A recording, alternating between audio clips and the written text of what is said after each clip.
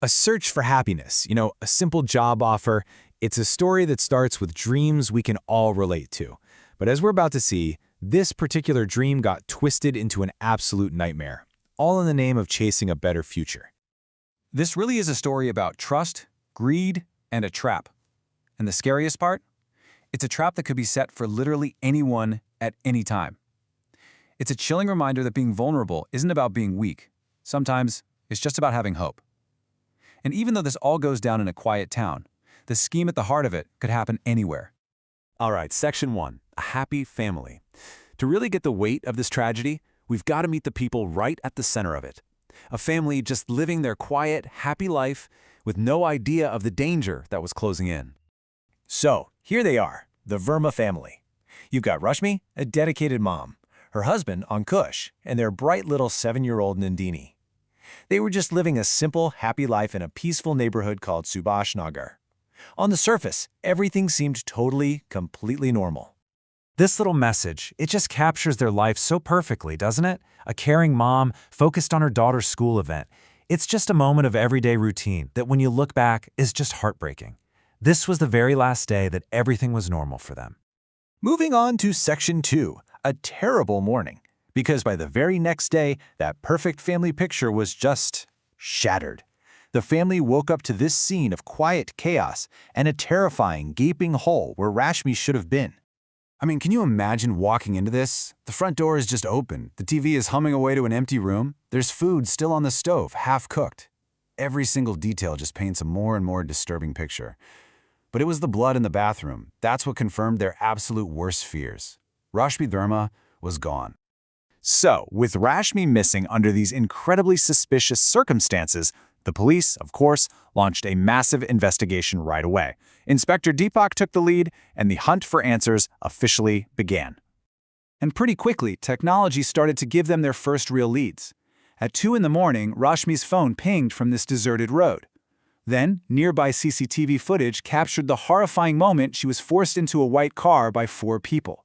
Just like that, the police traced that car, and it led them to a local businessman named Ajay Kapoor. When the police brought him in, Ajay Kapoor didn't deny meeting Rashmi. But his story? It was simple, almost innocent. He said he was just trying to help her find a job. At first, it looked like maybe a personal dispute that had gone horribly wrong.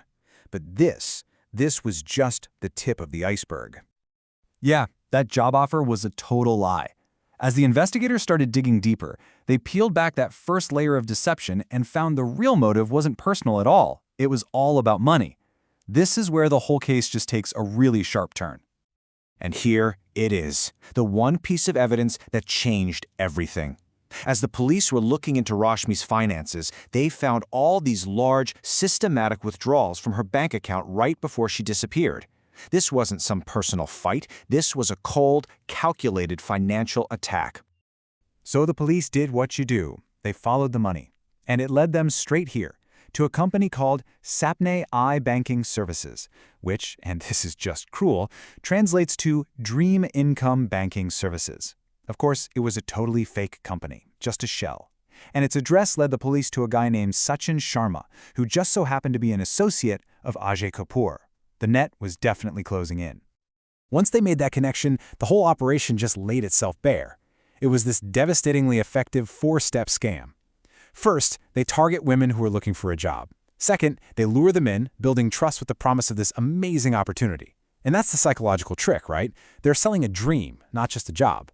Third, they exploit that trust to get access to their bank accounts. And the final, chilling step, if the victim figures it out, if they resist or try to expose them, they're silenced. Permanently. Under interrogation, Sachin Sharma cracked. He confessed everything. Rashmi wasn't a random victim. She was a specific target. She'd realized what was happening and she tried to stop them from draining her account. For that one act of defiance, for trying to protect her family's money, the gang made the decision to murder her. So, Section 5, the end and the lesson. Sachin's confession broke the entire case wide open. It led to the capture of the whole ring. But, the story doesn't just end with a few arrests. Every single member of the gang was taken into custody. Justice was going to be served for the terrible crime they committed. A family was completely shattered, and a whole community was shaken. But the people responsible were finally held accountable for their actions. In the end, this is what it all boils down to. Do not blindly trust any stranger's promise. Rashmi Verma's story is such a tragic cautionary tale. It's a powerful, gut-wrenching reminder that promises that seem way too good to be true, well, they need to be met with a healthy dose of caution. So, as we close out this explainer, I really want to leave you with this question. In an age where we're more connected than ever, but also more exposed to these incredibly sophisticated scams, how do we find that balance between hope and opportunity and the critical need for skepticism and security?